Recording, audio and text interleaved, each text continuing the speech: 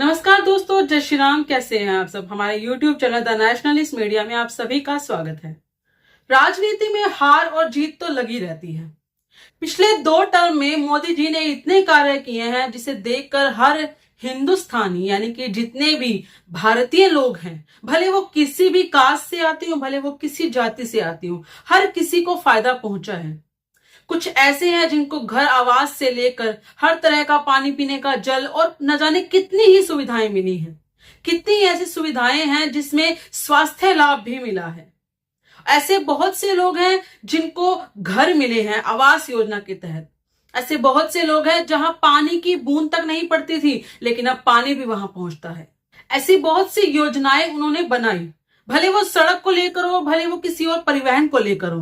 भले उनका विजन इस तरह का भी था कि सोलर पावर को इतना ज्यादा बड़ा बना देंगे, इतना वास्ट बना देंगे कि लोग अपने घरों में सोलर पावर जैसी एनर्जी पैदा करेंगे और उसके बाद अगर वो जितनी एनर्जी यूज करते हैं उस एनर्जी को आगे जाके बेच सकेंगे।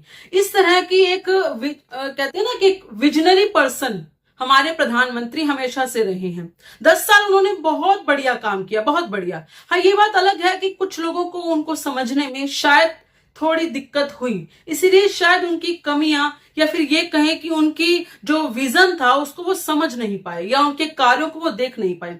कुछ लोगों का कहना है कि गंगा साफ नहीं हुई, हालांकि गंगा के अंदर तो बहुत सारे काम हुए, उसको सफाई के कितने सारे काम हुए। अगर विरोधी पार्टियों को देखा जाए तो उनकी बदौलत यानी कि उनके कंपैरिजन के अंदर कितने भी विरोधी पार्टी के लोग हैं, उन्होंने कभी कोई काम नहीं किया। वादे अवश्य किए लेकिन काम कभी पूरा नहीं किया। अब बात आती है कुछ ऐसे राज्यों की जिन्होंने भरपूर मात्रा में मोदी जी को इस बार भी वोट दिए हैं। टोटल बीजेपी की जो सीट है वो 240 आई है, ये सिंगल यानी कि उनके खुद के दम पर। और ये सब सिर्फ और सिर्फ मोदी जी के चेहरे पर आई हैं क्योंकि उन्होंने बहुत रैलियां की। उन्होंने अपनी एज के अनुसार अगर देखा जाए तो उन्होंने अपनी हिम्मत से भी ज्यादा ये सारी रैलियां प्रत्येक देश प्रदेश में जाकर की, हर जगह की। हर एक छोटे छोटे कस्बे में गए, हर एक छोटे छोटे राज्य में गए, सब जगह गए और उन्होंने बहुत अच्छे से उसे मेंटेन किया। परंतु फिर भी कुछ ऐसे राज्य हैं जो हार्डकोर वोटर होने के बावजूद इस बार उन्हें वोट नहीं दे पाए। कुछ लोगों का कहना है कि वहां पर कुछ ऐसा हुआ जिसकी वजह से मोदी जी को वोट नहीं मिल पाए। कुछ लोगों का कहना ऐसा है कि वहां पर बहुत सारे मंदिरों को तोड़ा गया। हालांकि बाद में अगर इस चीज का खुलासा किया गया तो ये कहा गया कि वो मंदिर जो थे वो कहीं से मूर्तियां लाकर जानबूझकर ऐसी वीडियो बनाई, मतलब फेक वीडियो में लोग इस नैरेटिव में पढ़ ही जाते हैं, भोले लोग जो हैं हमारे।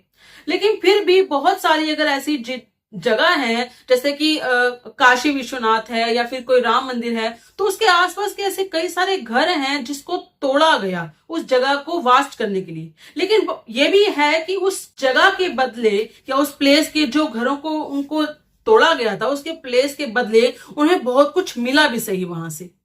ऐसा लोगों का कहना है, हम नहीं कह रहे, लोगों का ऐसा कहना है कि ऐसा ऐसा हुआ। लेकिन उसके बदले में बहुत सारा अमाउंट या बहुत सारी जगह जो भी उनकी बनती है वो उन्हें दी भी गई। लेकिन फिर भी लोगों की कई तरह से नाराजगी थी, इसलिए शायद यूपी के इलेक्शन में सीटें कम आई। मैं ये नहीं कहूंगी कि बहुत कम आई, सीटें अभी भी 30 के करीब आई हैं। लेकिन फिर भी अगर ये माना जाए कि वहां के लोग नाराज थे तो उन्होंने फिर भी इतनी सीटें तो दी ही हैं। इसका मतलब वहां के लोग जो चाहते थे कि मोदी जी को या फिर उनके पूरी टीम को कुछ झटका दिया जा सके या उन तक हमारी जो बातें हैं वो पहुंचाई जा सके, तो शायद उन्होंने यही तरीका सही समझा। खैर, जो भी कहो, जनता तो जनार्दन होती है। जनता जो करती है वो सही करती है, जैसा सोचती है वो सही ही सोचती है। उन्होंने अगर कुछ ऐसा करने की सोची होगी तो बहुत सोच समझ के की होगी। जनता कभी भी कुछ गलत नहीं करती है, उसे जो सही लगता है वो वही करती है। रही नाराजगी की बात, तो क्योंकि हम सब एक भाई बहन के रूप में होते हैं, क्योंकि हम सभी हिंदू जो हैं वो आपस में भाई भाई ही हैं, हम सभी एक दूसरे के भाई हैं, तो हम एक दूसरे को मना ही लेंगे। आज नहीं तो कल वोट में शेयरिंग हो जाएगी, आज नहीं तो कल वो सीट्स जो नहीं मिली हैं वो मिल जाएंगी। परंतु एक सीट ऐसी है जिसे देखकर दिल बड़ा दुखी था। कल इसलिए दुखी था क्योंकि वो ऐसी सीट थी जिसे हम राम जी का घर कहते हैं, यानी कि अयोध्या की बात कर रही हूं। अयोध्या एक ऐसा स्थान है जिसे हम राम जी का घर कहते हैं, जहां दूर से लोग आते हैं दर्शन करने राम जी के। और उसी घर के अंदर अगर अयोध्या वासियों ने अपने ही नेता को कहीं ना कहीं हरा दिया है, या वहां पर जो सीट का आंकलन है अगर वो ऐसी पार्टी को दे दिया गया है जो कि घोर कट्टर विरोधी है राम जी की, जिन्होंने राम भक्तों पर, यानी कि जिनके परिवार ने या उनके सो कॉल्ड पिता ने राम भक्तों पर गोलियां चलवाई थी, इसलिए क्योंकि उन्होंने बाबरी मस्जिद को विध्वंस किया था, अगर आप जिता रहे हैं तो कहीं ना कहीं तो आपको भी आत्ममंथन की आवश्यकता है। मैं मानती हूं कि जनता जो सोच के करती है, या ये कहें कि प्रभु श्री राम ने आपसे जो करवाया है वो कहीं ना कहीं सही ही करवाया होगा, क्योंकि आत्ममंथन करना सभी को जरूरी था। जो छोटे छोटे लेवल पर कार्यकर्ता थे उनकी बातें शायद ऊंचे लेवल तक पहुंचाई नहीं जा रही थी, इसलिए आत्ममंथन ऊपर लेवल तक पहुंचाना, और शायद यही तरीका था जो पहुंचाया गया। परंतु फिर भी मेरा इतना मानना है कि अयोध्या से तो कम से कम नहीं हराना था, अयोध्या से तो कम से कम इतनी सीट लानी थी जिससे हम श्री राम को मुंह दिखाने के कम से कम काबिल हो सके। परंतु जो भी किया शायद प्रभु की यही इच्छा थी और सही किया। हो सकता है सबक सिखाने का यही एक सही तरीका और सही समय था। इसलिए जनता से एक ये भी प्रार्थना है कि अपने मन में किसी तरह का रोष मत रखिएगा। अगर आपने जो किया है, अगर आपको लगता है कि आपने गलत किया है तो विधानसभा आगे खड़ी है, उसमें जिता दीजिए, कोई समस्या नहीं। लेकिन अगर आपको लगता है कि आपके कोई विचार ऐसे हैं जिसे सुना नहीं जा रहा, तो उसे सुनने के लिए हम सब तैयार हैं। आप किसी भी पोर्टल पर जाइए गवर्नमेंट के और वहां जाकर अपनी समस्या बताइए। आप अपने उस नेता को ढूंढिए जो आपकी बात नहीं सुन रहे थे, तो आप उसको दिखाइए कि हमने ऐसा किया है क्योंकि आप हमारी बात नहीं सुन रहे थे। जो भी आपको तरीका लगता हो, आप पीएम आवास तक अपनी चिट्ठी पहुंचाइए, आप कुछ भी कीजिए। अगर आपको लगता है आपको अपनी आवाज पहुंचानी है और आपके साथ कुछ गलत किया गया है तो अपनी आवाज अवश्य पहुंचाइए, क्योंकि वोट आपका अधिकार है और वोट आपने जैसा किया वो सही किया। जहां तक बात करते हैं विपक्षी पार्टियों की, तो उन्हें एक सबक ये भी मिला है कि वो कितना भी रोकते रहे, तीसरी बार प्रधानमंत्री मोदी को सरकार बनाने से नहीं रोक पाए और नहीं रोक पाएंगे। क्योंकि मैं मानती हूं कि जोड़ तोड़ की सरकार अवश्य बनी है, एनडीए जिसको बोलते हैं, जिसमें दो और पार्टियां सम्मिलित हुई हैं। हालांकि भाजपा ने अकेले 240 सीटों पर सफलता प्राप्त की है, लेकिन फिर भी दो ऐसी पार्टियां हैं जिनका सहारा अवश्य लेना पड़ेगा और शायद उनके साथ बहुत तरीके के समझौते भी करने पड़ेंगे। जैसा भी सरकार होगा, कोalition की सरकार होगी, जैसी भी होगी सरकार, तो हमारी ही बनेगी, भाजपा की ही बनेगी, एनडीए की ही बनेगी। लेकिन आप ये देखिए कि आपके मोदी जी का हौसला कितना बड़ा है। दूसरी तरफ उन लोगों का भी धन्यवाद है जिन्होंने प्रदेश के अंदर फुल स्वीप दिया है एक तरह से, यानी कि वहां पर ऐसा कोई एक क्षेत्र नहीं है जहां से भाजपा को सीट ना आई हो।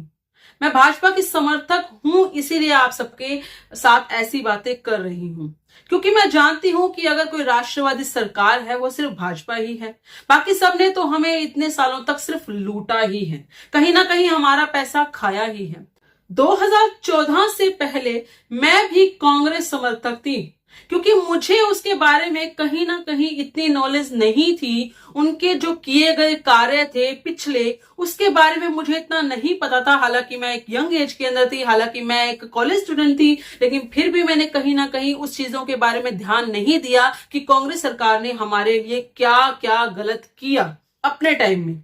लेकिन जैसे जैसे मुझे इसका एहसास होता गया, जैसे जैसे मुझे इसके बारे में पता चलता गया, मैंने अपना जो समर्थन है वो बदल दिया। मैंने एक ऐसी राष्ट्रवादी पार्टी को चुना जो कि भाजपा कहलाई, जिसका जो कार्य करने का जो तरीका था वो सिर्फ और सिर्फ जनता के हित के लिए था। वो कौन सी पंथ के लिए हित करेंगे, ऐसा कोई उनका कोई स्पेशल एक नहीं आता है। वो हमेशा कहते हैं सबका साथ सबका विकास।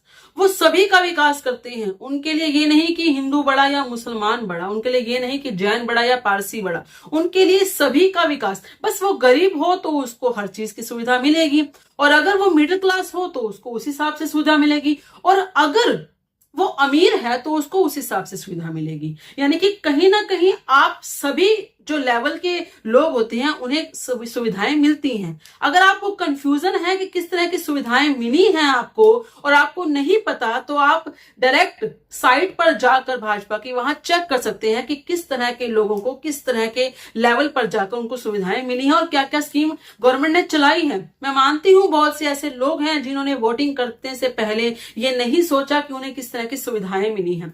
कभी कभी क्या होता है कि हम एक इमोशनल वीडियोस, एक इमोशनल प्रचार के ऊपर भी कई बार वोटिंग कर देते हैं। कई बार हम सोचते हैं कि वोटिंग का टाइम इतना क्रूशियल हो जाता है कि कोई अगर आकर आपको एक रिक्शा प्रोवाइड नहीं करता, कोई आकर आपको घर से निकालकर वोटिंग के लिए नहीं ले जाता, तो भी आप नाराज हो जाते हो कि हाँ मैं लेकर तो गया नहीं है। लेकिन इस आत्म मंथन की जो आवश्यकता है ना, वो हमें खुद वोटर्स को होनी चाहिए। वोटर डालने का अधिकार आपका है। अगर आपको कोई लेकर नहीं जा रहा तो उसमें नुकसान आपका होगा, क्योंकि आपको जिस गवर्नमेंट को आप चूज करना चाहते हैं वो गवर्नमेंट अपने हिसाब से नहीं चूज करेंगे, क्योंकि आप वोट डालने नहीं जाएंगे। और अगर आप वोट डालने जा रहे हैं लेकिन आप ये सोच रहे हैं कि मैं एक ऐसी सरकार चुनूं जो मुझे लोकल लेवल पर एक फायदा दे सके, मैं मानती हूं कि बड़े लेवल तक आपकी बात पहुंचना आवश्यक होता है कि आपके आसपास, आपके गांव के अंदर, आपके कस्बे के अंदर क्या समस्याएं हैं वो ऊपर तक पहुंचनी चाहिए और उसका विकास होना चाहिए। लेकिन जिन पार्टियों को आप चूज करते हैं वो डिपेंड करता है कि आप उनको वोट दे रहे हैं नहीं दे रहे। अब भी भाजपा की सरकार सेंटर में अवश्य आएगी और वो जो स्कीम पूरे भारत के लिए लाएंगे वो उसमें मतलब बराबर वितरण होगा। ऐसा नहीं कि वो किसी के लिए नहीं होगी जिन्होंने वोट नहीं दिया है। वो आत्ममंथन तो वो सरकार के बैठे हुए जो बड़े लोग हैं वो करेंगे ही करेंगे, परंतु हम आम जनता को अपना आत्ममंथन अवश्य करना चाहिए। हम वोट देने जा रहे हैं या नहीं जा रहे, इस चीज का आत्ममंथन अवश्य करना चाहिए। बहुत से ऐसे लोग हैं जो वोटिंग पीरियड के अंदर 10 से 15 दिनों का गैप लेकर छुट्टियां मनाने गए थे। जिनके पास पैसा है वो बाहर घूमने गए हैं विदेशों में, और जिनके पास थोड़ा कम पैसा है वो भारत के ही हिल स्टेशन पर गए हैं। जिनके पास पैसा नहीं है, जो सोचते हैं हम घर बैठे ही ठीक है, ऐसे भी बहुत से लोग हैं जिन्हें गर्मी बहुत लगती है और घर से बाहर निकलते नहीं है। बहुत से ऐसे लोग हैं जिन्होंने वोटिंग नहीं की है। इसलिए आप सबसे प्रार्थना ये भी है कि नेक्स्ट टाइम, नहीं की तो कोई बात नहीं, लेकिन नेक्स्ट टाइम वोटिंग अवश्य कीजिए। जिस 70 साल के अंधकार में हम जैसे लोग डूबे पड़े थे, हम जैसे लोगों ने जिस अंधकार को देखा था कि हमारे गांवों के अंदर सड़क तक नहीं बनी थी, हमारे प्रदेश के अंदर पानी की इतनी समस्याएं थी, हमारे देश के अंदर, हमारे अपने पड़ोस के अंदर भी, अगर आप एक छोटे से शहर से हैं ना, एक छोटी सी सिटी, छोटे से गांव से हैं, तो आपको सिलेंडर भरने के लिए लाइनों में लगना पड़ता था। आपको सिलेंडर की व्यवस्था नहीं मिलती थी। आज आप ऑनलाइन फोन पे बुक करते हैं।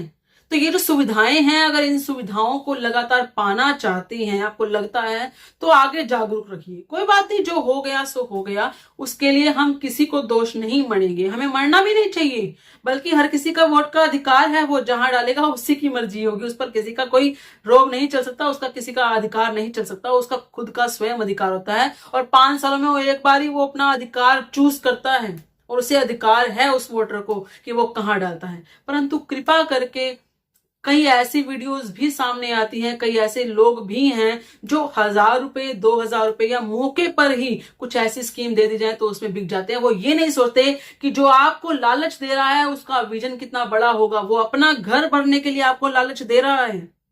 आप सोचिए कि आपको 2000 रुपए मान लो मिल रहे हैं, आपको 1000 मिल रहे हैं, आपको 8500 रुपए मिल रहे हैं, आपको 8000 मिल रहे हैं। वो आपको कितनी बार देगा? 1 बार, 2 बार। लेकिन जब जो जनधन कोष है, जो प्रधानमंत्री कोष है, या जितना भी सरकारी खजाना है, वहां पैसा खत्म हो जाएगा, फिर वो आपको अपनी जेब से तो देने से रहा, क्योंकि उसे अपनी जेब तो भरनी है। वो अपना घर बनने की कोशिश करेगा, आपका घर नहीं। आपको फिर वही स्कीम से बिल्कुल हटा दिया जाएगा। हो सकता है आपको 3 महीने, 2 महीने, 4 महीने मिले, लेकिन उसके बाद क्या? इसीलिए वोट आपका अगर एक अधिकार होता है तो इस बात को याद रखिए। हम लोगों में, हम आम जनता के अंदर भूलने की बहुत बीमारी होती है। हम ये नहीं समझते कि जो वादा हमसे एक पल में किया जा रहा है उसे पूरा करने के लिए सामने वाली पार्टी कितना एफर्ट और कितने टाइम तक एफर्ट लगाएंगी। और इसके विपरीत जिस पार्टी को मैं राष्ट्रवादी पार्टी बोल रही हूं, वो आपको गारंटी देती है और वो काम करती है जो वो लिखवाती है अपने मैनिफेस्टो में, या जो लोगों को बताती है। तो उस गारंटी पर तो हमें कम से कम उनका साथ देना ही चाहिए। खैर, जो लोकसभा में हुआ सो हुआ, विधानसभा में आप ध्यान जरूर रखिएगा। बाकी आप सबकी जो भी इच्छा हो, आप सबका जो भी मत हो, वो सबके सरमत थे, वो सभी को स्वीकार्य होगा। आपका जो भी कहना हो कृपया करके अपने विचार कमेंट में जरूर बताइएगा। इस वीडियो को लाइक और शेयर जरूर कीजिएगा। धन्यवाद। जय श्री राम।